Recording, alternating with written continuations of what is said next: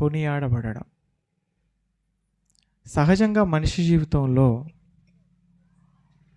పొగడత అంటే చాలా ఇష్టం. అందుకే ఏదైనా సందర్భంలో మనల్ని ఎవరైనా పొగిడారనుకోండి, మనకు ఎలా ఉంటుంది? బాధగా ఉంటుందా? ఆనందంగా ఉంటుంది. మరొకసారి పొగిడితే బాగుండు అనిపిస్తుంది.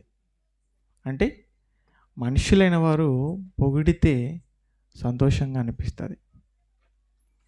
వాస్తవానికి మనుషులు పొగుడుతున్నప్పుడు మనం ఆనందపడుతున్నాం, కానీ మనుష్యులైన వారు మనల్ని పొగిడితే నిజంగా అది మనకు ఆనందమా, లేదంటే అది మనకు సమస్యలు తెచ్చిపెడుతుందా అనే ప్రశ్నకు బైబిల్ ఎంత మంచి సమాధానం చెప్పిందో ఒక్కసారి బైబిల్లోకి వెళ్ళి మనం చూడగలిగితే, ఇంకెప్పుడు కూడా మనుషులైన వారు మనల్ని పొగిడితే ఆ పొగడతను మనం ఆనందపడ్డానికి కూడా ధైర్యం చేయం.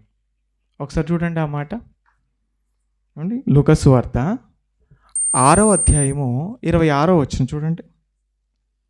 లూకా సువార్త 6వ అధ్యాయము 26వ వచనం. మనుషులందరూ మిమ్మును కొనియాడినప్పుడు మీకు ఏమంటున్నాడు ఇక్కడ? మనుషులందరూ మిమ్మల్ని కొనియాడితే మీకు ఆనందం అంటున్నాడా, శ్రమ అంటున్నాడా? శ్రమ.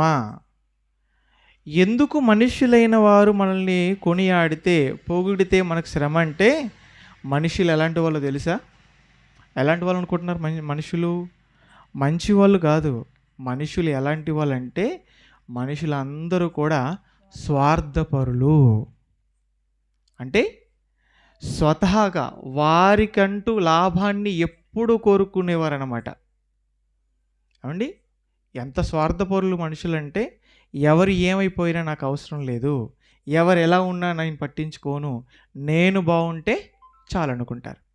నిజంగా మనుషులందరూ స్వార్థపరులేనా అండి? మీరు అంత పెద్ద మాట అనేసారండి. నేను మా ఇంట్లో కానీ లేదంటే నేను చూసిన వాళ్ళలో కానీ స్వార్థపరులు ఎవరు లేరండి అని మీరు ఒకళ్ళు అన్నారనుకోండి, స్వార్థపరులు అందరూ నేను అనలేదు, బైబిలే అనింది. చూస్తారు ఒకసారి, మీకు తెలియడం కొరకు చూపిస్తాను చూడండి. తిమోతికి రాసినటువంటి 2వ తిమోతి పత్రిక 3వ అధ్యాయము 1వ వచనం నుండి చూడండి ఎంత బాగా చెప్తున్నాడు పౌలు గారు అక్కడ. అంత్య దినములలో అపాయకరమైనటువంటి కాలములు వచ్చును అని తెలుసుకొనుము. ఏలయనగా మనుషులు స్వార్థ ప్రియులు. ఇంకా నేనైనా కానీ స్వార్థ పరులు అన్నాను, కానీ ఇక్కడ ఏమంటున్నాడు? స్వార్థ ప్రియులు అన్నాడు. అండి, ప్రియులు అట, అంటే స్వార్థం అంటే చాలా ఇష్టం అట. కనుక స్వార్థముతో నిన్ను ఎవరైనా పొగిడినప్పుడు నీకేమొస్తుంది తెలుసా? శ్రమే వస్తుంది. ఎందుకు? వాడు స్వార్థపరుడు. అంటే ఆ స్వార్థపరుడైనటువంటి మనిషి నీ దగ్గర ఉన్నదాన్ని ఎలాగైనా తీసుకోవడం కొరకు నిన్ను పొగుడుతాడు. నిన్ను ఎక్కడికి ఎక్కిస్తాడు తెలుసా? మునగ చెట్టు ఎక్కిస్తాడు మన భాషలో చెప్పాలంటే. నువ్వు అది గ్రహించలేకపోయావు అనుకో, ఆ తర్వాత కొమ్మ ఇరుగుతుంది, చెట్టు ఇరుగుతుంది, తర్వాత ఒంట్లోని ఎముకలు కూడా ఇరిగిపోతాయి, నీకు శ్రమలు వస్తాయి. కనుక మనుషులు నిన్ను కొనియాడినప్పుడు నువ్వు చాలా జాగ్రత్తగా ఉండాలి. బాగుందండి, మనుషులు పొగిడితే ప్రమాదం అని చెప్పారు. అయితే అసలు పొగడతలే మంచివి కావా, లేదా అసలు మనల్ని ఎవరు పొగిడితే బాగుంటుంది అని అంటే, ఒక ఆయన ఉన్నాడండి స్వార్థం లేకుండా మనల్ని కొనియాడే ఆయన. ఎవరో తెలుసా? ఆయనే దేవుడు. దేవుడు కూడా మనల్ని పొగుడుతాడా? దేవుడు కూడా నండి మనల్ని కనపరుస్తాడు. అవును, నిజంగా దేవుడు ఎంత మంచివాడంటే, ఆయన కుటుంబం అనుకున్నటువంటి ఆయన ఇంట్లో ఎంతమంది అయితే ఉన్నారో వారిలో ఎవరు మంచి చేసినా ఖచ్చితంగా వాళ్ళని పొగుడుతాడండి. దేవుడు పక్షపాతి కాడు, స్వార్థపరుడు కాడు. ఏమండి, న్యాయంగా ఉంటాడు ఆయన. నువ్వు మంచి చేసావనుకో ఖచ్చితంగా నిన్నేం చేస్తాడో తెలుసా? పొగుడుతాడు ఆయన. అలా ఆయన చేత కొనియాడబడ్డవారు మనకి ఎంతోమంది బైబిల్లో కనబడతారు. ఆయన చేత కొనియాడబడిన వారు, ఆయన చేత గొప్పవారిగా ఎంచబడిన వారు, ఆయన గొప్ప చేయడాన్ని బట్టి ఆ గొప్ప స్థితిని పొందుకున్నవారు చాలామంది మనకు బైబిల్లో కనబడుతూ ఉంటారు. నిజంగా దేవుడు ఆయన కుటుంబంలో ఉన్నవారిని పొగుడుతాడా అన్నప్పుడు పొగుడుతాడు. ఇంతకు ఆయన కుటుంబం ఎక్కడుంది? ఆయన కుటుంబం అంటే ఏదో కాదు, ఆయన కుటుంబం అంటే సంఘమే. సంఘమే ఆయన కుటుంబం. మరి ఆయన కుటుంబంలో ఉన్నవారు ఎవరు అన్నప్పుడు వాళ్ళెవరో పరాయి వాళ్ళు అనుకోకండి. ఆ సంఘంలో ఉన్నవారు మనమే గనుక ఆయన కుటుంబ సభ్యులం మనమే. అందుకే చదవబడినటువంటి లేఖన భాగం అక్కడ ఏమని రాయబడింది చూడండి. తిమోతికి రాసిన 2వ పత్రిక 2వ అధ్యాయము 20వ వచనం ఏమని రాయబడింది అక్కడ చూడండి. త్వరగా తీయండి త్వరగా. గొప్ప ఇంటిలో వెండి పాత్రలను బంగారు పాత్రలను మాత్రమే కాక కర్రవియు మంటివియు కూడా ఉండును. వాటిలో కొన్ని ఘనతకును కొన్ని ఘనహీనతకును వినియోగింపబడును అంటున్నాడు. ఏమండి ఏం చెప్తున్నట్టు? గొప్ప ఇంటిలో వెండి పాత్రలు బంగారు పాత్రలు ఉంటాయి అన్నాడు. అంటే గొప్ప ఇల్లు ఉందట, ఆ ఇంట్లో వెండి పాత్రలు ఉన్నాయట, బంగారు పాత్రలు ఉన్నాయట, కర్రవి ఉన్నాయట, మట్టివి కూడా ఉన్నాయట. ఏమండి అంటే ఇంట్లో ఇలాంటి పాత్రలు ఉంటాయి అన్నప్పుడు ఉంటాయి. ఉండవంటి చెప్పండి. మీ ఇంట్లో బంగారం ఉంటుందా? ఉంటుంది. వెండి ఉంటుందా? ఉంటుంది. కర్రవి ఉంటాయా? ఉంటాయి. మట్టి పాత్రలు కూడా ఉంటాయా? ఉంటాయి. కొంచెం ఇప్పుడు కష్టం, మట్టి పాత్రలు కనబడట్లేదు, ఎందుకంటే అవి వాడకం తగ్గిపోయింది కనుక. ఒకప్పుడు ప్రతిదానికి ఏ పాత్రలు వాడేవారు అన్నప్పుడు మట్టి పాత్రలే వాడేవారు. రాను రాను కాలం మారే కొద్ది పాత్రలు కూడా మారిపోయాయి. ఎలా మారిపోయాయంటే మనుషుల్లాగే మారిపోయాయి. ఒకప్పుడు మనుషులు ఎంత మంచివాళ్ళు అని అంటేనండి, చాలా మంచివారు. కానీ ఇప్పుడు ఎవరినైనా నమ్మే పరిస్థితి ఉందా చెప్పండి? ఏమండి ఎవరైనా నమ్మే పరిస్థితి ఉందా ఈరోజు? ఎవరిని నమ్మే పరిస్థితి లేదు. ఏ స్థితికి వచ్చారంటే ఈరోజు మనుషులు తల్లి తన బిడ్డను కూడా నమ్మే పరిస్థితి లేదు. అవునా? అవునా? అవును. అందుకే చూడండి, ఒక సామెత కూడా వచ్చిందిలేండి. ఏమండి నమ్మకం లేకపోతే అమ్మాయిని ఇంటి తాళం ఇవ్వదట. ఉట్టికి రాలేదు సామెత అది. అంటే నమ్మకం లేకపోతే అమ్మ కూడా ఇంటి తాళం కొడుకేనా ఇవ్వదు. ఈరోజు అలాంటి పరిస్థితి వచ్చేసింది. అంటే మనుషుల మధ్య నమ్మకాలు లేవండి. ఎందుకు నమ్మకాలు లేవు అన్నప్పుడు మనుషులు పాడైపోయారు కనుక. పాత్రలు కూడా మారిపోయాయి. ఈరోజు ఎన్ని రకాల పాత్రలు కుటుంబంలో కనబడుతున్నప్పుడు చాలా కనబడుతున్నాయి. ఇక్కడ గొప్ప ఇల్లు కనబడుతుంది, ఆ ఇంట్లో 4 రకాల పాత్రలు కనబడుతున్నాయి. ఏమండి వెండివి, బంగారం, అలాగే కర్రవి, మట్టివి అన్నాడు. ఇంతకీ అసలు ఈ పాత్రలు ఏంటి, ఇల్లు ఏంటి అన్నప్పుడు, ఇల్లు అనగా దేవుని కుటుంబం అయితే ఆ ఇంట్లో ఉన్నటువంటి 4 పాత్రలు ఎవరన్నప్పుడు 4 రకాల మనుషులు, అది మనమే. సంఘంలో కూడా కొంతమంది బంగారం లాంటి వాళ్ళు ఉంటారు, కొంతమంది వెండి లాంటి వాళ్ళు ఉంటారు, కొంతమంది కట్టెల లాంటి వాళ్ళు ఉంటారు, కొంతమంది మట్టి పాత్రలు లాంటి వాళ్ళు ఉంటారు. వీళ్ళని ఎలాగండి మనం పోల్చడం అన్నప్పుడు, ఏమండి సంఘంలో ఎవరినైతే చూడగానే ఏమండి బ్రతికితే ఏమలాగా బ్రతకాలండి, ఉంటే ఈయనలాగా ఉండాలండి, మాట్లాడితే వీళ్ళలాగా మాట్లాడాలండి, ఇంత మంచి క్యారెక్టర్ అండి అని ఒక వ్యక్తి గురించి మాట్లాడుతున్నారంటే ఆ వ్యక్తి ఎవరన్నమాట? బంగారు పాత్ర అన్నమాట. ఏమండి అర్థమవుతుందా మీకు? ఏమండి ఈయన చూస్తే పర్లేదండి, బాగానే కష్టపడతాడు, కానీ అప్పుడప్పుడేనండి ఏదో సినిమా డైలాగ్ ఉంటుంది చూసారండి, నాకు లెక్క ఉంది దానికో, అదే నాకు తెక్కు ఉంది దానికొక లెక్క ఉంది అన్నట్టు కష్టపడతాడండి బాగా, కానీ అప్పుడప్పుడేనండి ఆవేశంతో ఆయన తొందరపడి నోరు జారేస్తాడు. ఇలా కొంచెం ఉంటున్నారంటే వీళ్ళని మనం కొస్తా ఆ వెండి పాత్రలుగా అనుకోవచ్చు, ఎందుకంటే బాగా కష్టపడి పని చేస్తారు కాబట్టి. మరికొంతమంది ఉంటారు, వాళ్ళు ఎప్పుడు ఎలా ఉంటారో వాళ్ళకే తెలీదు. వీళ్ళంతా ఎవరన్నమాట? అపరిచితుడికి అక్కలు, చెల్లెలు, తమ్ముళ్ళు అనుకోవచ్చు. ఇలా అంతే ఎవరన్నట్టు కట్టెలు లాంటి వాళ్ళు అనుకోండి. ఇక మట్టి పాత్రలు ఉంటారు, వాళ్ళు ఎలాంటి వాళ్ళంటే సంఘానికి ఎప్పుడు వస్తారో తెలీదు, ఎంతసేపు కూర్చుంటారో తెలీదు, ఎప్పుడు వెళ్ళిపోతారో తెలీదు, అసలు సంఘంలో వాళ్ళ సభ్యులో కాదో కూడా నడిపించడానికే అనుమానం. ఇలాంటి వాళ్ళంతా ఎవరన్నమాట? మట్టి పాత్రలు. ఏమండి అంటే ఇక్కడ బంగారు పాత్ర మనకు కనబడుతుంది. బంగారు పాత్ర అనగానే అందరికీ ఏమండి చాలా ఆనందం కదా చెప్పండి. బంగారం అంటే ఆనందం కలగకుండా, బంగారం అంటే ఇష్టం లేని వాళ్ళు ఎవరైనా ఉన్నారు చెప్పండి? మీలో ఎవరికైనా నాకు అసలు బంగారం అంటే ఇష్టమే ఉండదండి అనేవాళ్ళు ఎవరు ఉంటారో చెప్పండి? ఏమండి బంగారం అంటే ఇష్టం లేని వాళ్ళు ఎవరైనా ఉంటారా? అమ్మో, బంగారం అంటే ఎంత ఇష్టం అంటేనండి, ఏమండి ఆడవాళ్ళు అయితే చెవులకి చిన్న దిద్దులున్న చాలండి ఆనందం అనుకుంటారు. బంగారంతో చేయబడింది, దాని విలువ అలాంటిది. అంటే దేవుని కుటుంబంలో కూడా బంగారు పాత్రలు ఉన్నాయి. నిజంగా ప్రతి ఒక్కరూ ఎలా ఉండాలన్నప్పుడు ఆయన కుటుంబంలో బంగారు పాత్రలాగే ఉండాలి.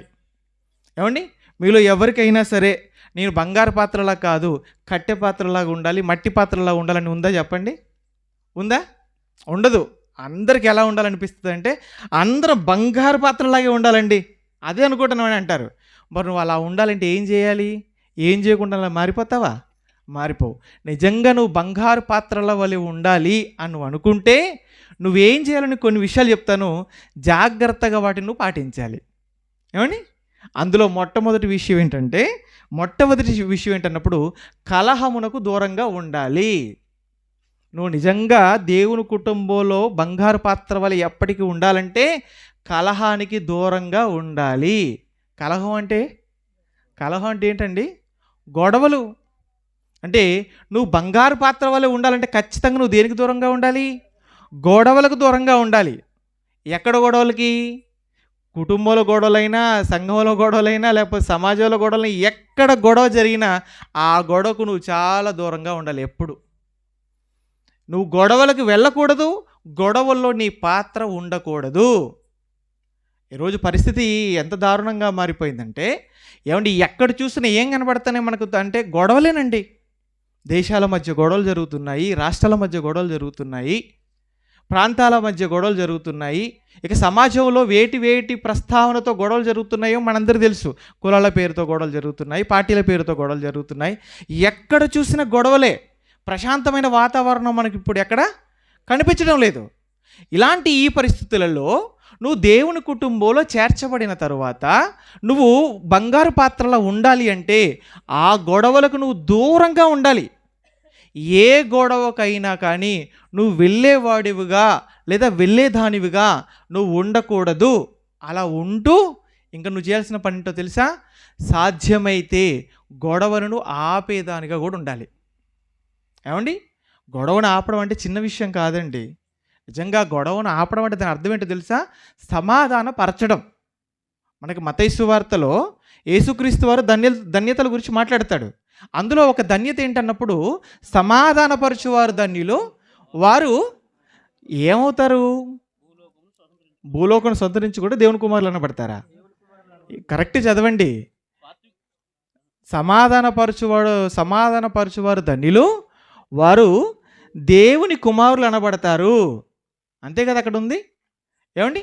అంటే దేవుని కుమారులుగా, దేవుని కుమార్తెగా నువ్వు ఎంచబడాలంటే నువ్వేం చేయాలన్నప్పుడు సమాధానపరచాలి తప్ప గొడవలు పెట్టేదానివిగా లేదంటే గొడవల్లో పాల్గొనేదానిగా నువ్వు ఉండకూడదు. అలా ఉన్నప్పుడు ఇదిగో దేవుని యొక్క కుటుంబంలో బంగారు పాత్రలు ఎప్పుడూ తలతల మెరుస్తూ ఉంటావు. ఏమండి? అలా ఉండడం సాధ్యమైనప్పుడు సాధ్యమేనండి. దానికి ఎవరిని మాదిరిగా చూపించవచ్చు అన్నప్పుడు బైబిల్లో ఒక స్త్రీ కనబడుతుంది. స్త్రీ అండి. సహజంగానండి స్త్రీల విషయంలో సమాజంలో కొన్ని అభిప్రాయాలు ఉంటాయి. ఏంటో చెప్పమంటారా? సమాజంలో కానీ లేదా కుటుంబాల్లో కానీ గొడవలు కావడానికి ఎక్కువ పాత్ర అండి స్త్రీలది ఉంటుందని అంటూ ఉంటారు. ఏమండి? అందుకే సామెతలు పుట్టాయిలేండి. ఏమండి? ఆడవాళ్ళు తెలుసుకుంటున్నట్ట చరిత్రలో రాజ్యాలే కూలిపోయాయంట. అంటే రాజ్యాలు కూలిపోవడానికి కారణం కూడా స్త్రీలు ఉన్నారని చెప్పేసి ఒక సామెత కూడా పుట్టింది. వాస్తవానికి స్త్రీలు తలుచుకుంటే ఏమండి సమస్యలు సృష్టించనుగలరు, సమస్యను లేకుండా కూడా చేయగలరు. స్త్రీ సామర్థ్యం చాలా గొప్పదండి. స్త్రీ జన్మ సమాజం ఏమనుకుంటుందంటే ఏమండి ప్లస్సులు మైనస్లు తక్కువ ఎక్కువలని మాట్లాడుతుంది, కానీ స్త్రీ జన్మ సామాన్యమైనది కాదు. స్త్రీ తలుచుకుంటే ఏమైనా చేయగలదు. అంత శక్తి సామర్థ్యాలు దేవుడు స్త్రీకి ఇచ్చాడు. ఏమండి? అలా ఒక స్త్రీ బైబిల్లో మనకు కనబడుతూ ఉంటుంది. ఆవిడ ఏం చేసింది అన్నప్పుడు ఒక పట్టణం పైకి చాలా పెద్ద ప్రమాదం రాబోయింది. ఒక పట్టణమే అంటే అది కానీ ఆ సమయంలో స్త్రీ కానీ కలుగు చేసుకొని ఉండకపోతే ఆ పట్టణం సమూలంగా నాశనం అయిపోయేది. అలాంటి పరిస్థితుల్లో ధైర్యం చేసి ఆ స్త్రీ కలుగు చేసుకొని ఆ పట్టణం నాశనం అవ్వకుండా కాపాడింది. ఎవరా స్త్రీ? ఎక్కడ రాయబడింది ఆ గురించి ఒక్కసారి చూడండి. ఏమండి? సమూయేలు 2వ గ్రంథం 20వ అధ్యాయము 16వ వచనం చూడండి. సమూయేలు 2వ గ్రంథం 20వ అధ్యాయము 16వ వచనం చూడండి. అప్పుడు యుక్తిగల ఒక స్త్రీ ప్రాకారము ఎక్కి, ఓయి ఆలకించుడి, నేను అతనితో మాట్లాడునట్లు యోవాబు అతనికి యోవాబుని ఇక్కడికి రమ్మని చెప్పుడని కేక వేయగా యోవాబు ఆమె దగ్గరకు వచ్చెను.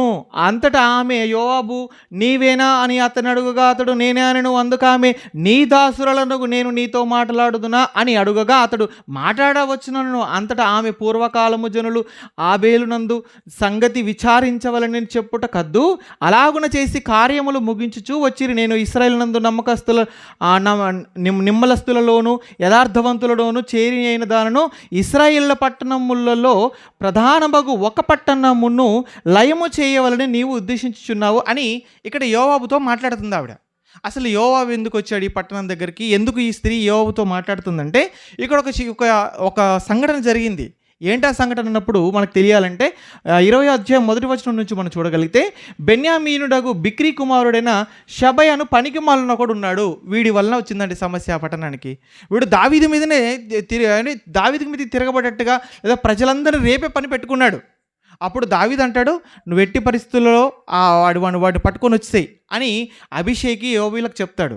అప్పుడు వీని పట్టుకోవడానికి ఎక్కడికి వస్తారంటే ఈ పట్టణం దగ్గరికి వస్తారు. వాళ్ళు వచ్చినప్పుడు ఆ స్త్రీ ఏం చేస్తుంది అన్నప్పుడు యోవాబుతో మాట్లాడుతుంది. ఎక్కడ నిలబడి మాట్లాడుతుంది అన్నప్పుడు ఆ పట్టణం యొక్క ప్రాకారం. ఏమండి, ఆ రోజుల్లో పట్టణాలకు ప్రాకారాలు ఎలా ఉండేవి అంటే, ప్రాకారం పైన ఇల్లు కట్టుకునేవారు. చాలా పెద్ద ప్రాకారాలు ఉండేటివి. అంటే ఇప్పుడు మన ఇంటికి ఉన్నటువంటి ఆ గోడలు ఉంటాయి చూసారా, సైడ్ వాల్ అంటారు కదా, ఇప్పుడు ఉండేవి చాలా చిన్నగా ఉంటాయి, 1 అడుగు అడుగున్నర అంతే. కానీ ఆ రోజుల్లో అయితే ఒక ఇల్లు నిర్మించుకునేంత పెద్ద ప్రాకారాలు కట్టుకునేవారు పట్టణం చుట్టూ. ఎందుకు అంత పెద్దవి కట్టుకునేవారు అన్నప్పుడు, ఎవరైనా సరే ఆ పట్టణం మీదకి దండెత్తి వచ్చి వీరిని ఆక్రమించుకోవాలనుకుంటే ఆ ప్రాకారాన్ని వీళ్ళు పడగొట్టలేరు, వీళ్ళని వారు వశపరుచుకోలేరు అన్న ఉద్దేశంతో వాళ్ళని వారు కాపాడుకోవడం కొరకు చాలా పెద్ద పెద్ద ప్రాకారాలు కట్టేవారు. అలాంటి పెద్ద ప్రాకారం కట్టబడింది ఆ పట్టణానికి. ఆ పట్టణం ఎక్కి స్త్రీ యోవాబుతో మాట్లాడుతుంది. అసలు మాట్లాడే పరిస్థితి కూడా అక్కడ ఎందుకు వచ్చిందంటే, యోవాబుతో వచ్చినటువంటి వాళ్ళందరూ కూడా ఆ ప్రాకారాన్ని కూడా పగలగొట్టడానికి ప్రయత్నాలు చేస్తున్నారు. అక్కడ పడగొట్టేయాలని. ఎవరి కోసం అన్నప్పుడు ఒక్కడి కోసం. అప్పుడు ఎందుకయ్యా ఇలా చేస్తున్నాను అన్నప్పుడు, ఇదిగో వాడి కోసం అనగానే, అయితే వాడి విషయంలో ఏం చేయమంటారంటే, వాడిని నాకు అప్పగించేసేయి, నేను వదిలేస్తానన్నాడు యోవాబు. వెంటనే వాడి తల నరికి తీసుకొచ్చి యోవాబుకి అప్పగించేసింది. ఇక్కడ ఏం జరిగింది అన్నప్పుడు, ఒక స్త్రీ భయపడి ఇంట్లో ఎక్కడో దాక్కోలేదండి. పట్టణంలో అందరూ దాక్కున్నారు, భయపడిపోయారు, ఇశ్రాయేలు సైన్యం వచ్చేసింది చచ్చిపోతామని.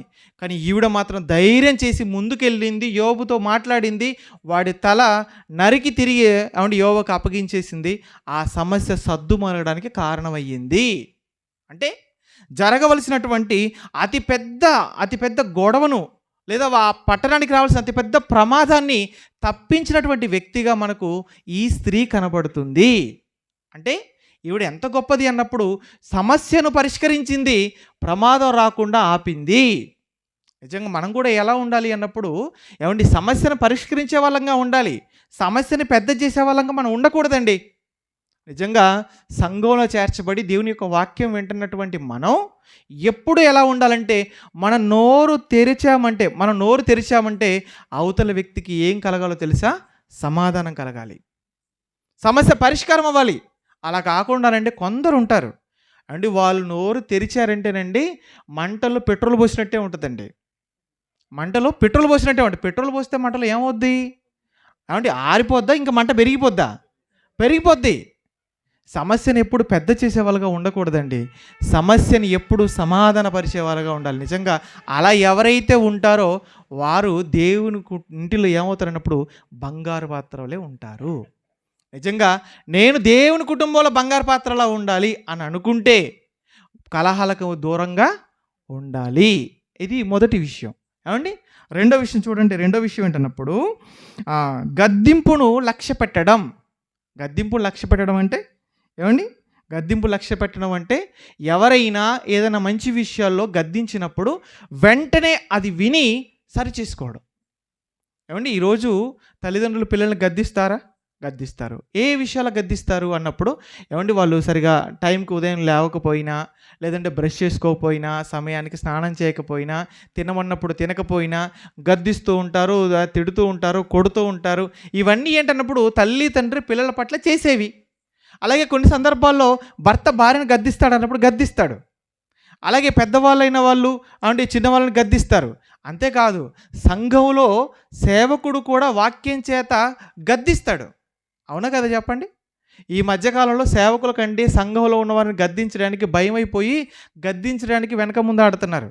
ఎందుకు వెనకాడుతున్నారు సేవకులు అన్నప్పుడు, గద్దించావా నీ సంఘానికి నేను రావడం మానేస్తా. ఇదే జరుగుతుంది. అంటే నువ్వు గద్దిస్తే చాలు, నేను రాను నీ సంఘానికి. అసలు సంఘానికి ఎవరి కోసం వస్తున్నావు? నువ్వు వాక్యం చెప్పే సేవకుడి కోసం వస్తున్నావా? అంటే నువ్వు రావడం వల్ల ఆయనకి ఏమన్నా మంచి జరుగుతుందా? లేదంటే నువ్వు రావడం వల్ల ఆయన బ్రతుకు తెరువు ఏమైనా ఉందా?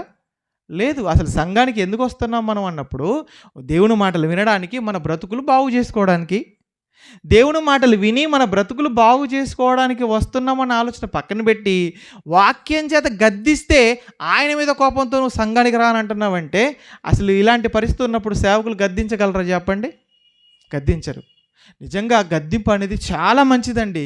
ఎవరైతే గద్దింపుకు లోబడతారో, ఎవరైతే గద్దింపుకు లోబడి వారి ప్రవర్తన సరిచేసుకుంటారో వారి జీవితం చాలా బాగుంటుంది.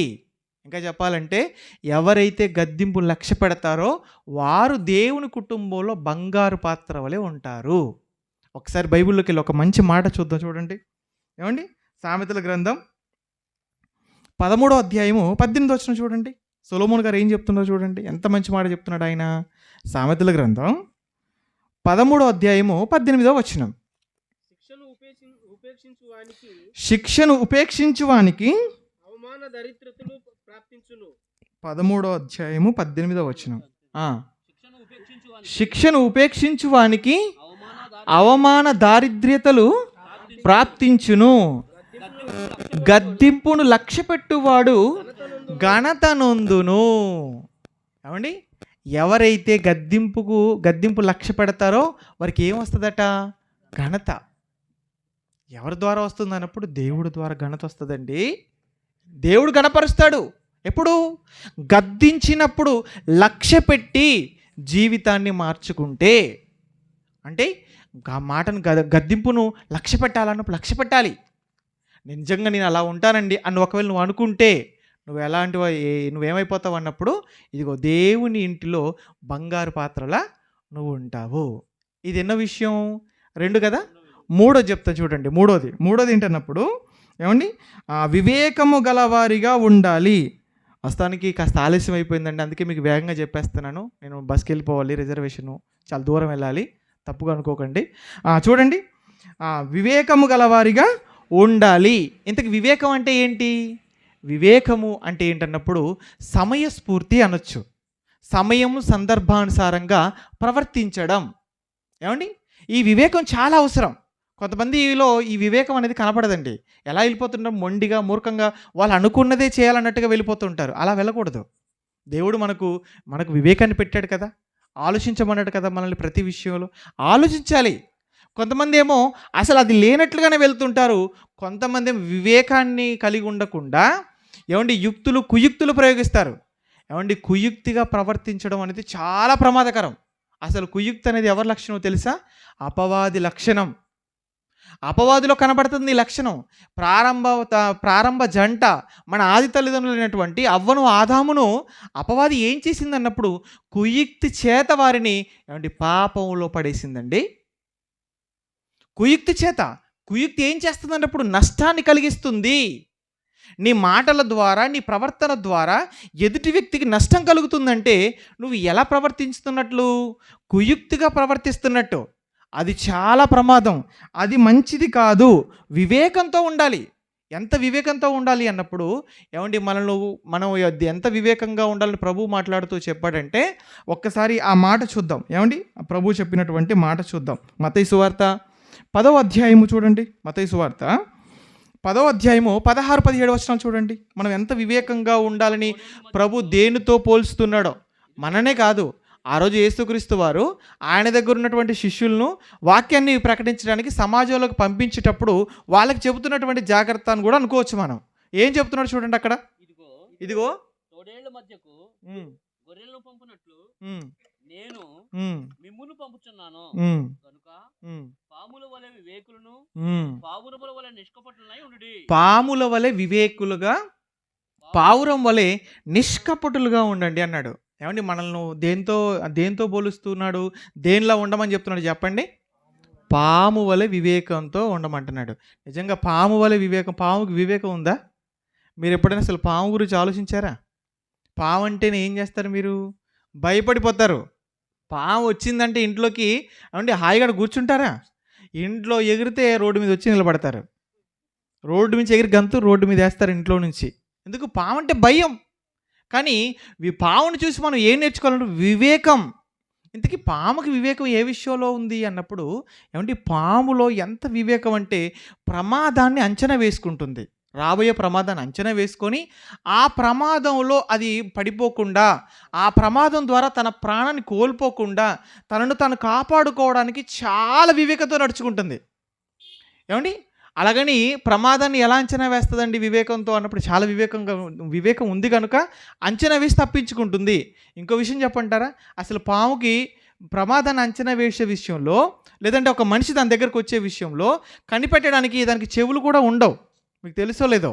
పాముకు చెవులు ఉంటాయా? ఉంటాయా లేవా? ఉండవు అండి. మీకు అన్న అనుమానంగా ఉంటే ఈసారి ఎప్పుడన్నా ఆ త్రాచుపాము ఏదైనా వచ్చినప్పుడు పట్టుకొని పరీక్ష చేయండి. పాముకు చెవులు ఉండవండి. పాముకు చెవు మరి ఎలాగంటే అది తెలుసుకుంటుంది అన్నప్పుడు దానికి స్పర్శ జ్ఞానం ఉంటుంది.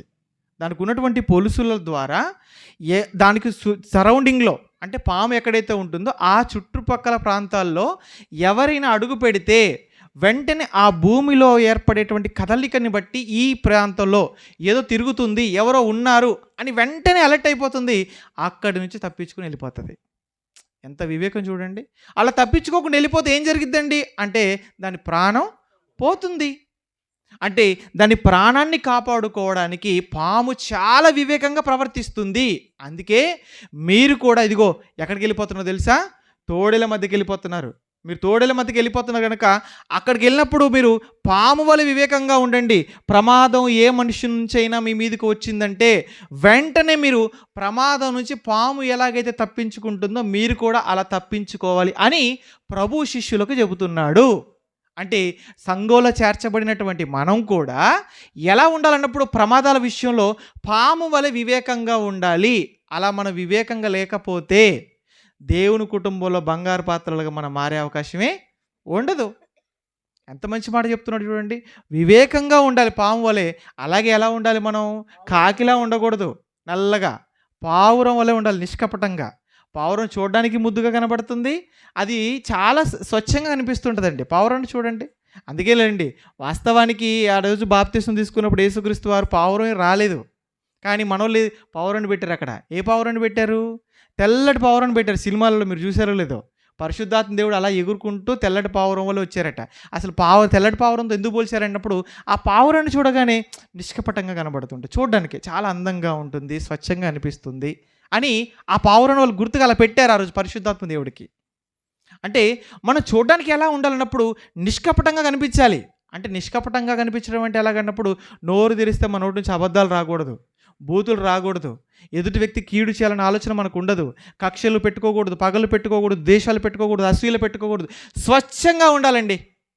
ఒక్క మాటలో చెప్పాలంటే తెల్లటి పేపర్ వలె ఉండాలి. ఏవి రాయని తెల్లటి పేపర్ ఎలా ఉంటుందో అలా ఉండాలండి మనం.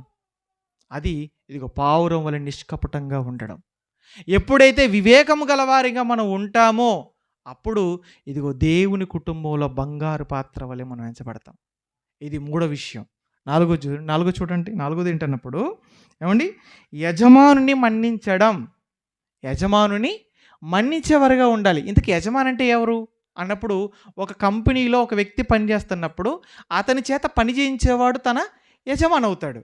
అలాగే స్త్రీకి కూడా యజమాని ఉన్నాడు. స్త్రీకి యజమాని ఎవరండి స్త్రీకి యజమాని?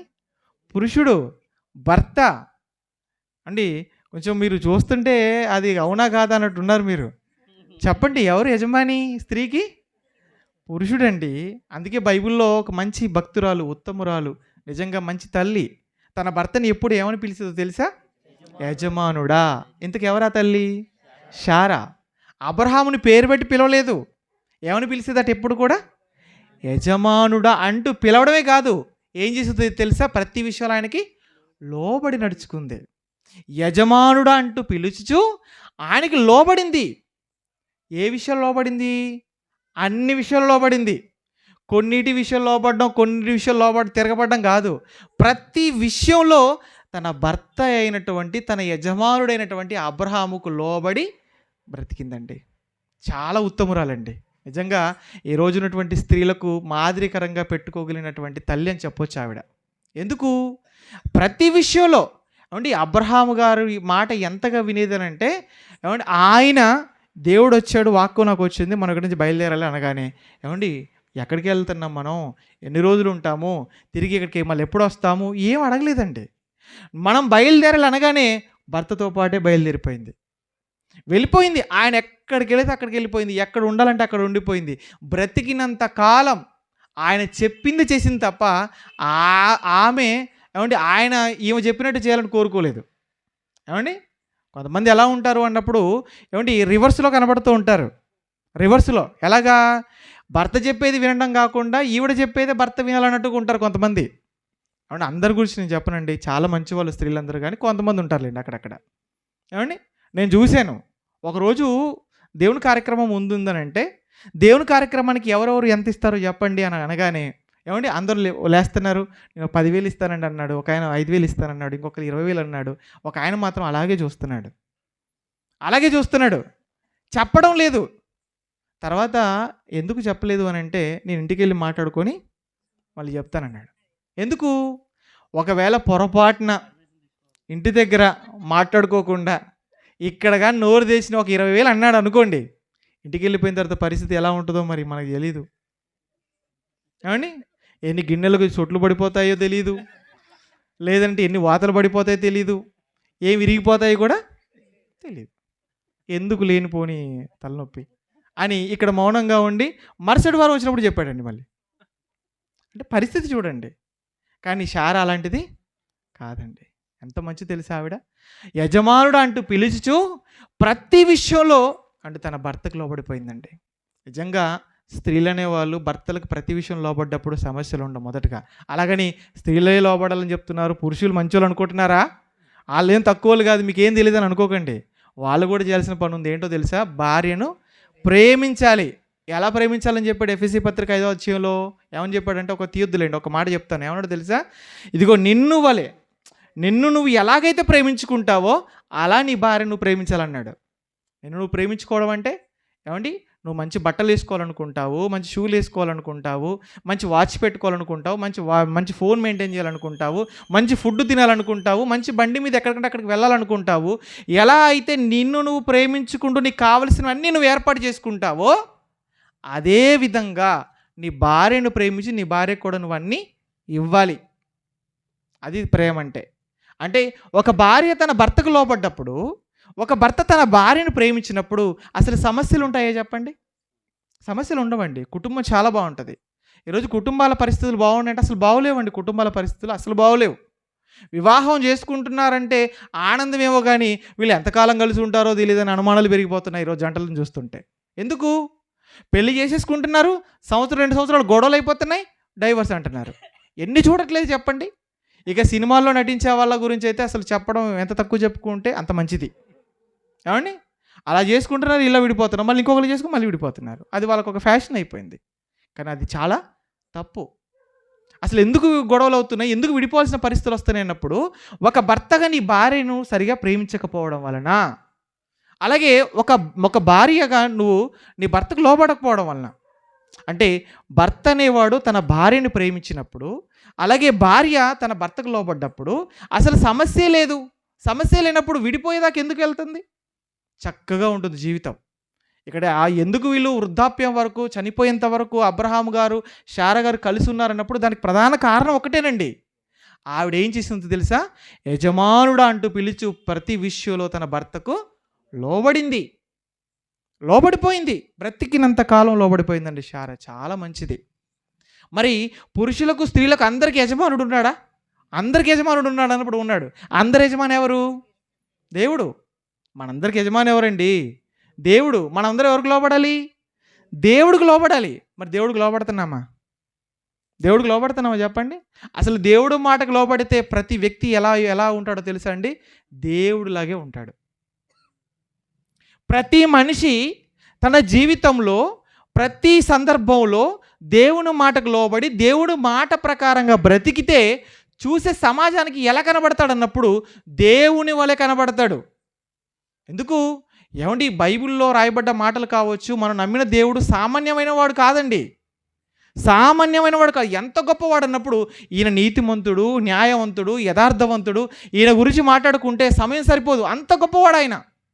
నిజంగా ఈ మాటలు వింటే, ఈ మాటలు మనిషి తన జీవితంలో పాటిస్తే సమాజంలో ఒక దేవుడు వల్ల కనబడతాడు. ఇంకా చెప్పాలంటే ప్రతి వ్యక్తి ఒకవేళ ఆయన మాటకు లోబడి నడుచుకుంటే సమాజంలో నేరాలే జరగవు. అసలు సమాజంలో నేరాలు జరగవండి.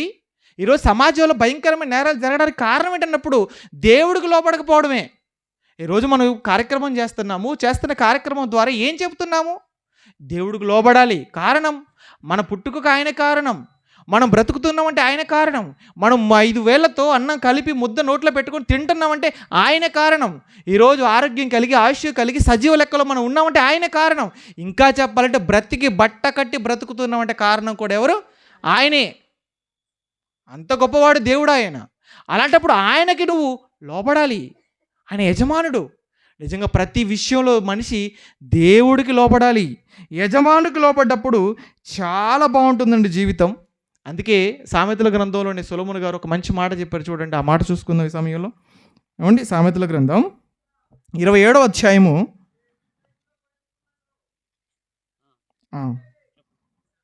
27వ అధ్యాయము 27వ అధ్యాయము 17వ వచనం చూడండి. వాస్తవానికి అక్కడ రాయబడిన మాట వేరుగా ఉంది. సామెతల గ్రంథం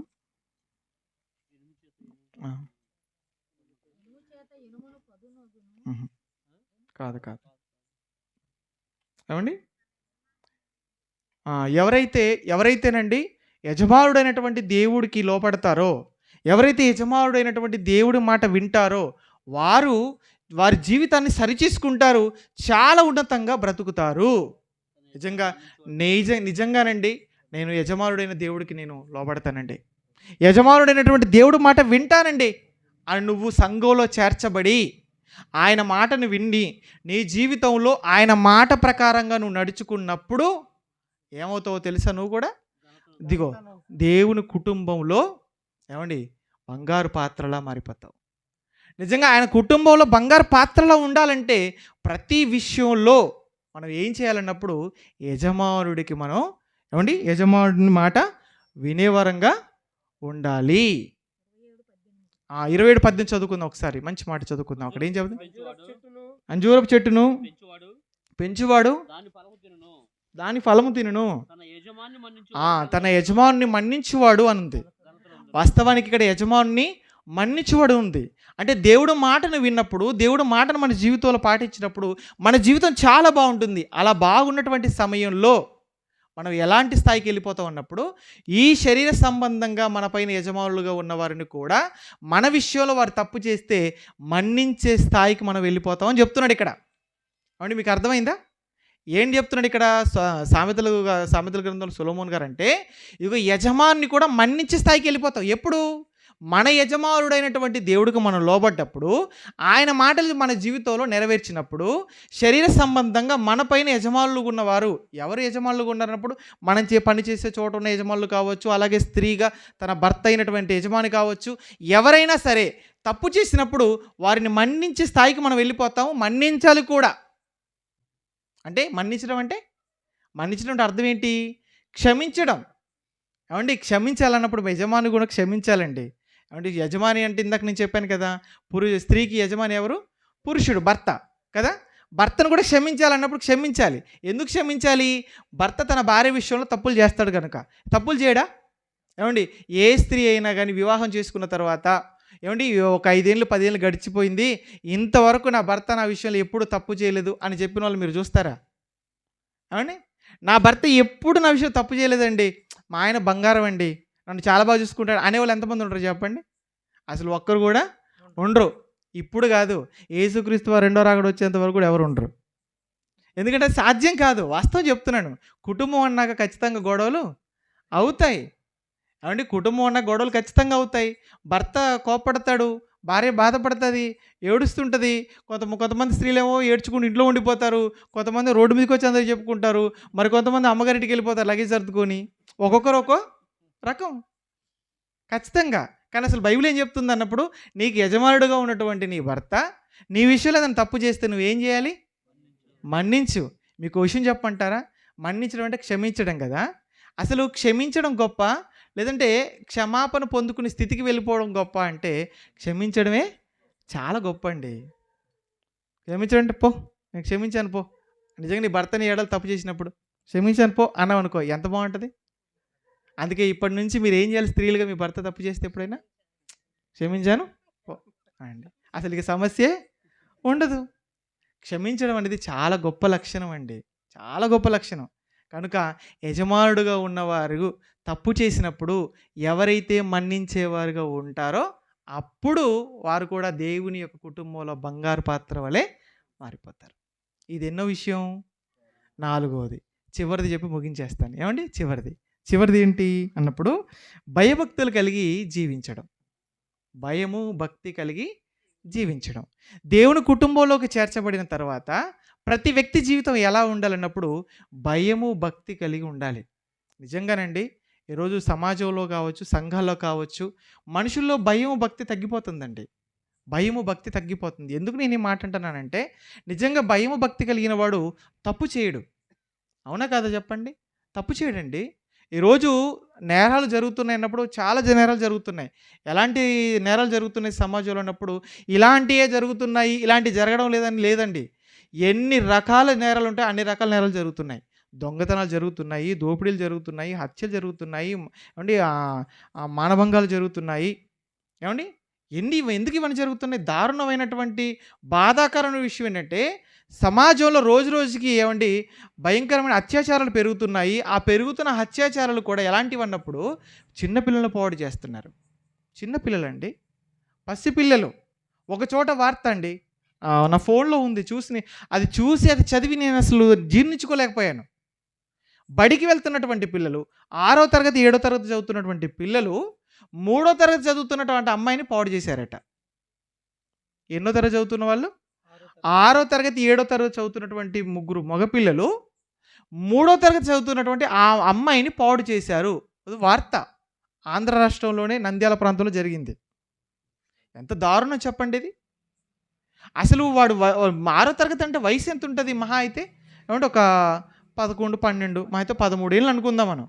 అంతేనా? ఉంటుంది అంతా 11, 12 అనుకుందాం. అంటే అంత చిన్న వయసులో ఉన్న వీడు అంత చిన్న పిల్లల్ని ఎందుకండి మానభంగం చేశాడు? ఎందుకంటే వాళ్ళంత దారుణంగా ప్రవర్తించారు వాళ్ళ పట్ల. దానికి కారణం ఎవరో చెప్పమంటారా? తల్లిదండ్రులే. ఎందుకు తల్లిదండ్రులు కారణం అన్నప్పుడు, మీరు పిల్లల్ని కన్నారు. కన్న పిల్లల విషయంలో మీరు ఏం చేయాలి? జాగ్రత్తగా పెంచాలి. మీరు పిల్లల్ని కనడం కాదు కదా, కన్న పిల్లల్ని జాగ్రత్తగా పెంచాలి. పెంచడం చేతన ఉన్నప్పుడు కనడం ఎందుకు? కానీ మీరు వదిలేస్తే వాళ్ళు ఎలా అయిపోతారంటే ఇలాగే మారిపోతారు. కొంతమంది కంటారు, పట్టించుకోరు.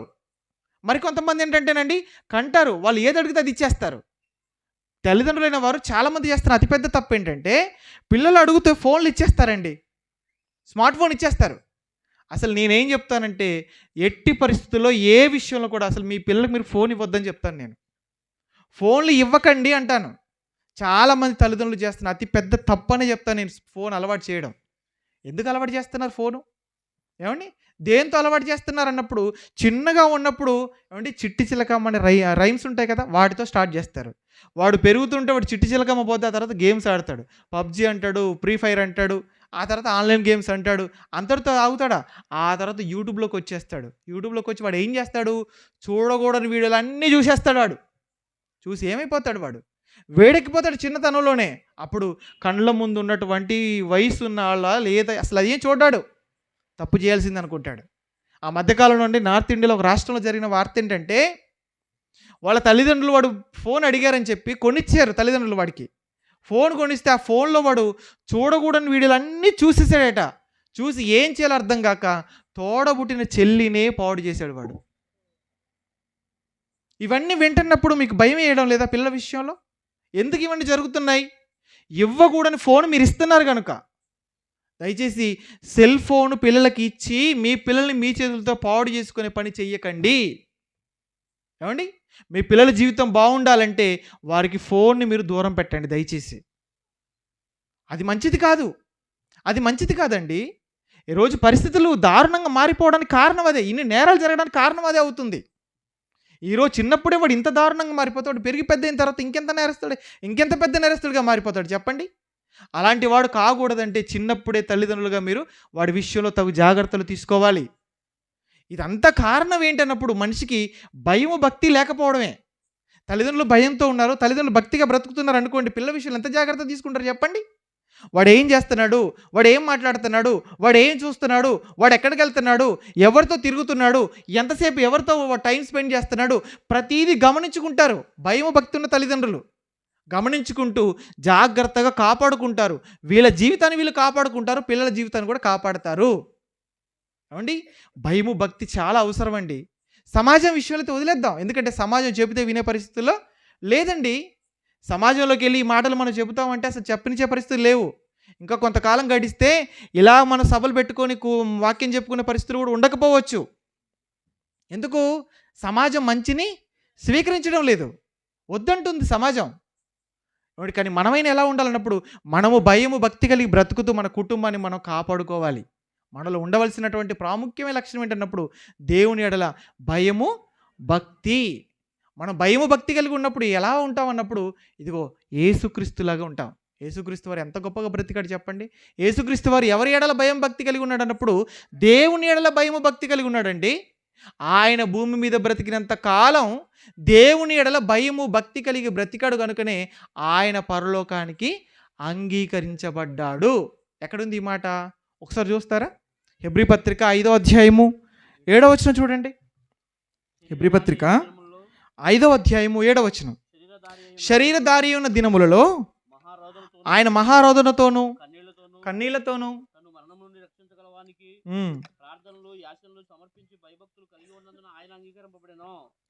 ఆయన భయభక్తులు కలిగి ఉన్నందున ఆయన అంగీకరింపబడ్డాడు.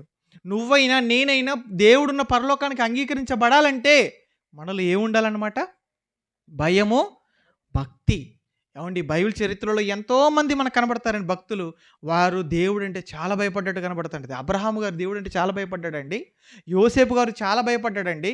అందుకే వారు దేవుడు మాట విన్నారు, దేవుడికి భయపడి పాపానికి దూరంగా బ్రతికారు వాళ్ళు.